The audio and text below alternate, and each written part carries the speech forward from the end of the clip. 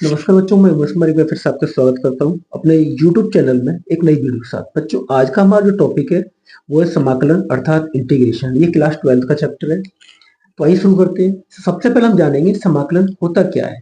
मान लीजिए कोई हमारा फंक्शन है, कोई फंक्शन एफ एक्स है। एफ एक्स बराबर साइन एक्स हमारा कोई फंक्शन है। इसका अगर हम डिफरेंशियल कर दें, इसका डिफरेंशियल कर दें तो D D x sine x बराबर हो जाएगा कॉस एक्स, यानी साइन एक्स का डिफरेंशियल कॉस एक्स। इसको हम फलन कहते हैं, फंक्शन कहते हैं, फलन। ये अवकल गुणांक है। ये आपका क्या है? अवकल गुणांक। यानी किसी फलन का डिफरेंशियल कर दे तो वो आपका अवकल गुणांक बन जाता है। अब समाकलन हम क्या करते हैं? समाकलन हम किसी अवकल गुणांक से किसी फलन को प्राप्त करते हैं। समाकलन हम क्या करेंगे? हमारा कोई अवकल गुणांक दिया जाता है, उस अवकल गुणांक से हम किसी फलन को प्राप्त करते हैं। तो किसी अवकल गुणांक से किसी फलन को प्राप्त करना ये आपका समाकलन कहलाता है। यानी समाकलन क्या होता है? समाकलन डिफरेंशियल का जस्ट अपोजिट होता है। यानी किसी फलन का अवकल गुणांक ज्ञात करने का जो इनवर्स प्रोसेस होता है, विपरीत तरीका जो होता है, वो आपका समाकलन कहलाता है। अवकलन में हम क्या करते हैं? अवकलन में हम जैसे हमारा अवकलन में हमें कोई फलन दिया जाता है, कोई फलन है, इस फलन से हम क्या करेंगे? अवकल गुणांक प्राप्त करते हैं। लेकिन समाकलन में क्या होता है? कोई अवकल जो गुणांक होता है, समाकलन में हम क्या करेंगे? समाकलन में जो अवकल गुणांक होता है, उस अवकल गुणांक से हम किसी फंक्शन को प्राप्त करते हैं। किसी अवकल गुणांक से किसी फंक्शन को ज्ञात करना ही आपका समाकलन कहलाता है। जैसे मान लीजिए हमारा साइन एक्स का डिफरेंशियल कॉस एक्स हुआ।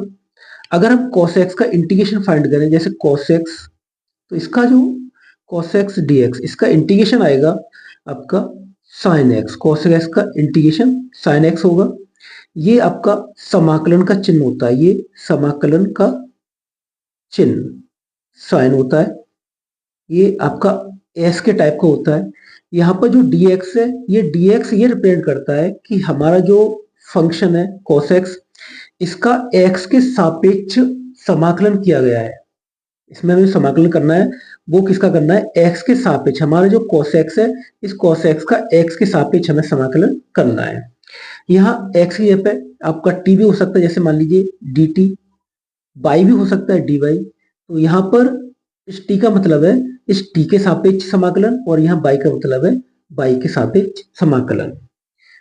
ये कुछ और एग्जांपल देखते हैं। जैसे मान लीजिए इंटीग्रेशन e पे x dx है, तो e पे x का इंटीग्रेशन आपका e पे x रहेगा। तो आइए बच्चों, हम समाकलन के प्रकार के बारे में जानते हैं। हमारे जो समाकलन होता है मुख्यतः दो प्रकार के होते हैं। पहला होता है आपका अनिश्चित समाकलन, अनिश्चित समाकलन, और दूसरा होता है आपका निश्चित समाकलन, निश्चित समाकलन। यानी ये होता है इंडेफिनिट और ये डेफिनिट इंटीग्रेशन। ये आपका इंडेफिनिट है और ये डेफिनिट, यानी ये आपका इंटीग्रेशन इंडेफिनिट इंटीग्रल है और ये डेफिनिट इंटीग्रल है। तो पहले हम अनिश्चित समाकलन के बारे में पढ़ेंगे और फिर निश्चित समाकलन के बारे में पढ़ेंगे। तो पहले हम देखते हैं अनिश्चित समाकलन यानी इनडेफिनिट इंटीग्रल। तो अनिश्चित समाकलन क्या होता है?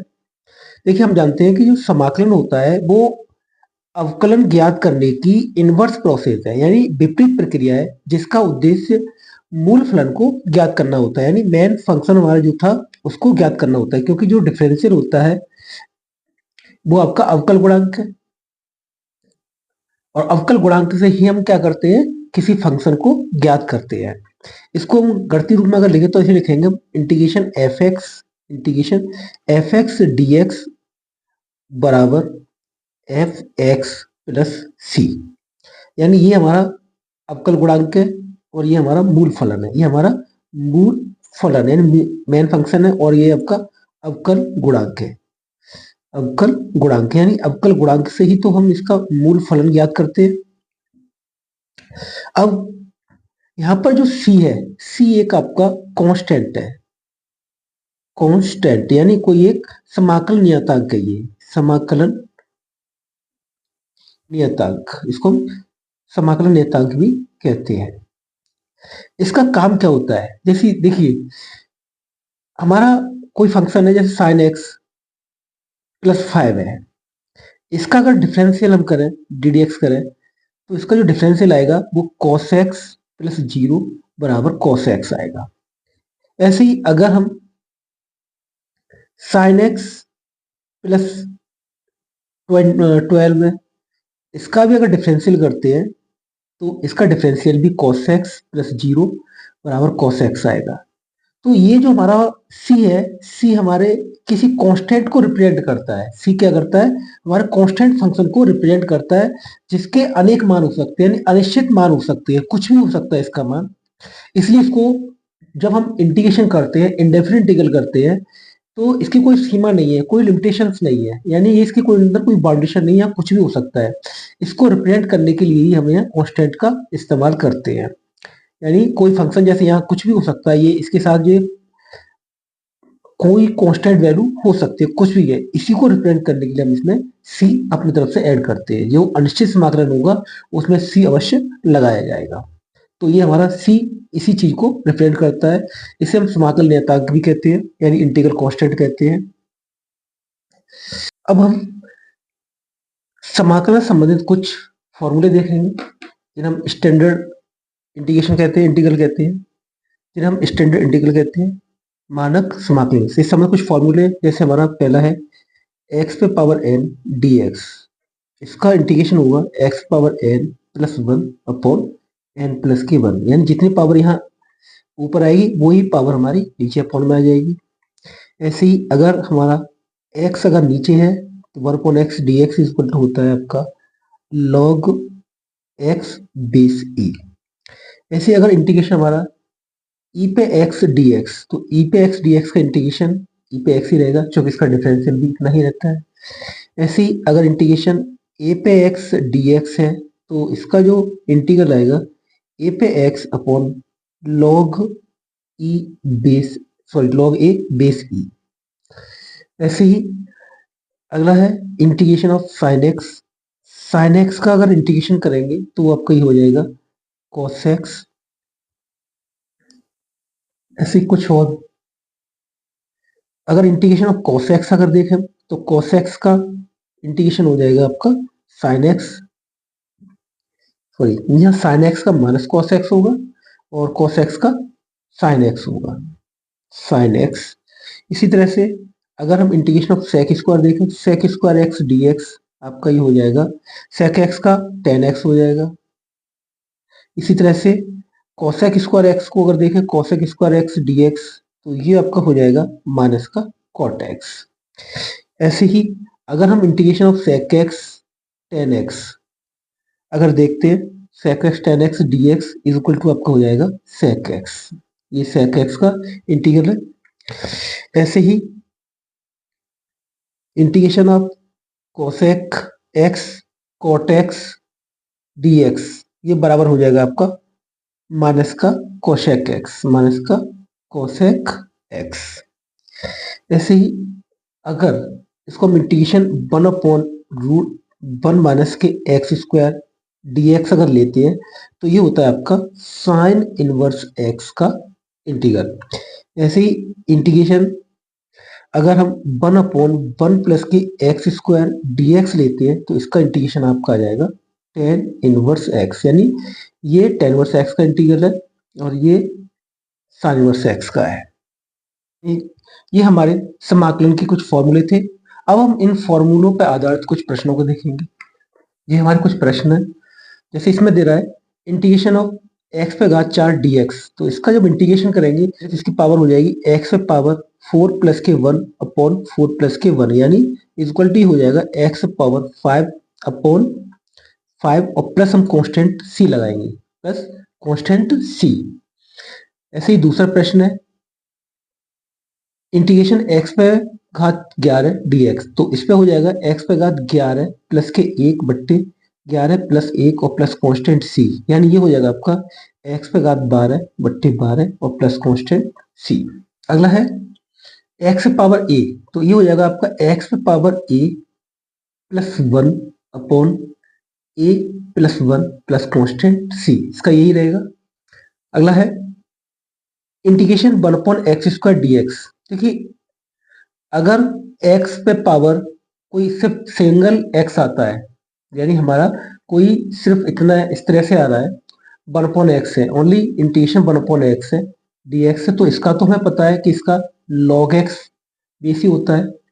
अगर अपॉन में एक से ज्यादा पावर होती है, एक से ज्यादा घात होती है, तो हम क्या करेंगे, इसको पहले हम ऊपर ले जाएंगे और ऊपर ले जाने के बाद फिर हम इसमें x पे n वाला फॉर्मूला अप्लाई करेंगे। तो ये हो जाएगा इंटीग्रेशन x पे पावर -2 dx, पावर को ऊपर ले जाएगा माइनस की हो जाएगी। इसका इंटीग्रेशन करेंगे x पे -2 और प्लस का 1 upon -2 plus 1 plus constant c, यानी ये बचेगा आपका x पे पावर -1 अपॉन -1 प्लस c। इसको हम लिख सकते हैं 1 अपॉन माइनस का ये चिन्ह आगे आ जाएगा 1 अपॉन एक्स और प्लस के कांस्टेंट c। ऐसे ही इसको देखते हैं, ये हो जाएगा आपका, इसको भी हम नीचे से ऊपर ले जाएंगे तो ये हो जाएगा इंटीग्रेशन x पे पावर -3 dx, तो x पे -3 प्लस के 1 अपॉन -3 प्लस 1 और प्लस कांस्टेंट c, तो इक्वल टू हो जाएगा x पे -2 अपॉन -2 और प्लस कांस्टेंट c। तो यहाँ t है तो यहाँ भी t के सापेक्ष हमें समाकलन करना पड़ेगा। अब जैसे x पे n का फॉर्मूला वो इसमें लगा देंगे तो ये हो जाएगा आपका इंटीग्रेशन t पे घात 3 प्लस के 1 बट्टे 3 प्लस 1 प्लस कांस्टेंट c, यानी ये हो जाएगा आपका बराबर t पे घात 4 बट्टे 4 प्लस c। अगला क्वेश्चन है x पे माइनस की पावर है dx, तो ये हो जाएगा आपका इंटीग्रेशन x पे n वाला फॉर्मूला लगाएंगे माइनस की 7 प्लस की 1 upon -7 plus 1 plus constant c, यानी x पे पावर -6 अपॉन -6 और प्लस कांस्टेंट c, इसका आंसर होगा। ऐसी ये है, इसमें रूट में है, रूट में हमारा ऐसा कोई फॉर्मूला नहीं है, तो इसके लिए हम क्या करेंगे, पहले रूट उठाएंगे तो 1/2 पावर आ जाएगी dx। अब इसमें हम x पे n वाला फॉर्मूला लगाएंगे तो x पे 1/2 माइनस के 1 अपॉन 1/2 माइनस के 1 प्लस कांस्टेंट c, इसमें ये आपका हो जाएगा, जैसे इसको माइनस करते हैं 1/2 माइनस के 1 एलसीएम लेंगे तो 2 एलसीएम आएगा, तो 1 माइनस के 2 बराबर माइनस के 1/2 बचेगा, तो इसको हम लिखेंगे x पे माइनस के 1/2 अपॉन माइनस का 1/2 प्लस कांस्टेंट c। इसको हम ये हो जाएगा माइनस का, इसको हम यहाँ ले आएंगे तो ये माइनस का 2 और x इसको नीचे ले आएंगे तो ये हो जाएगा x पे 1/2 प्लस कांस्टेंट c, ये घात नीचे लाएंगे प्लस की हो जाएगी, इसको लिख सकते हैं 2 upon root x plus constant c, इसको हम इस तरह से लिख सकते हैं।